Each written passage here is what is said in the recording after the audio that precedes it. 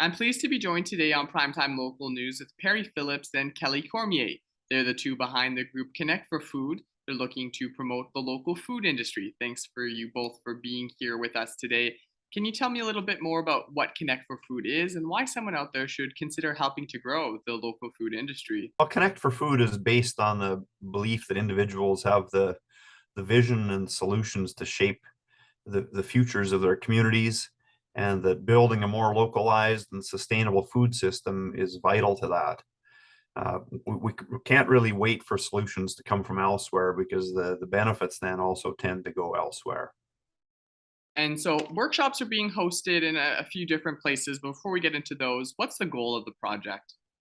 The Connect for Food process is based on a series of workshops with the goal of finding fresh approaches and new pathways for localizing food production and building communities within and across regions. Now, your slogan is grow what we eat what we grow. Can you share a little bit about how that slogan fits into this project? First of all, I would say that Connect for Food looks at our food system as a wheel, and that includes all stakeholders, including growers, processors, distributors, waste regeneration, consumers, and others. And we're all connected through food. So the slogan, grow what we eat and eat what we grow.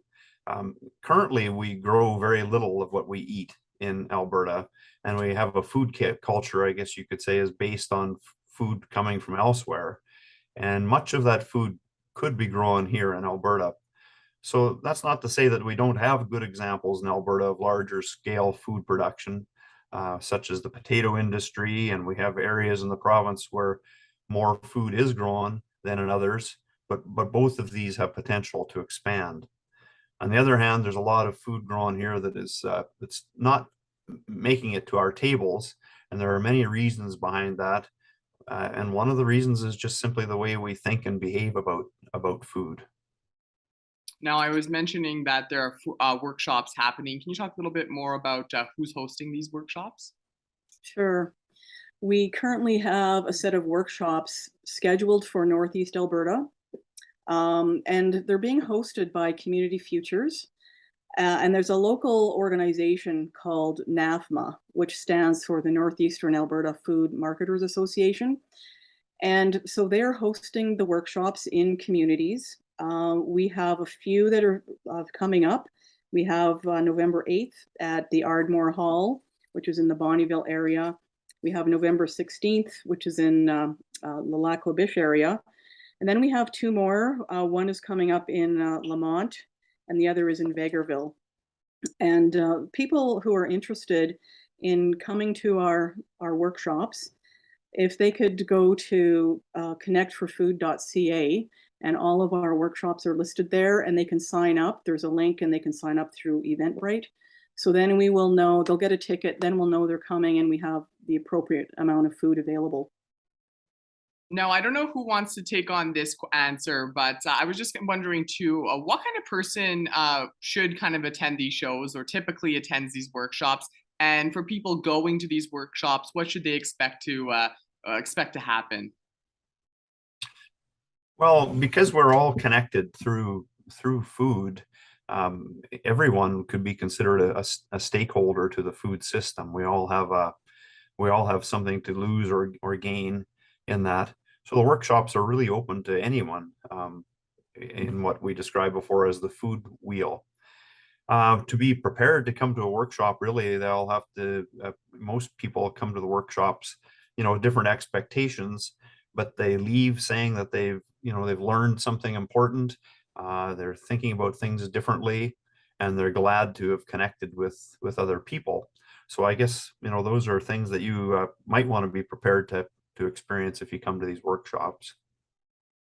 And we were talking a little bit before the interview, and I know that there's been a few of these workshops that have already taken place. Can you talk a little bit about the reaction from people who've attended? Sure. We've in the spring we had one in Flat Lake, which is outside of St. Paul.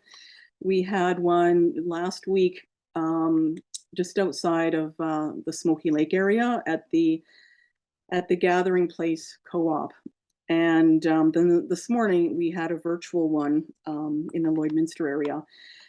And because we're bringing people together, that they're having different lenses looking at our food industry. As Perry mentioned, we have producers and processors coming. We have um, food marketers, distributors. We have chefs. We have retail, grocery store retailers coming. Everyone has different perspectives, and we're sitting around the table with topical discussions around food.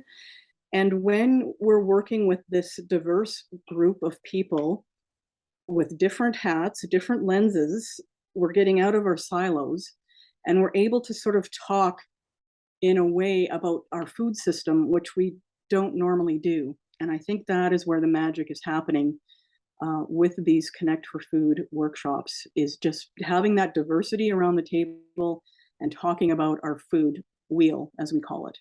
Thank you both for joining us today to talk a little bit more about this initiative. Wish you guys the best of luck with your future workshops.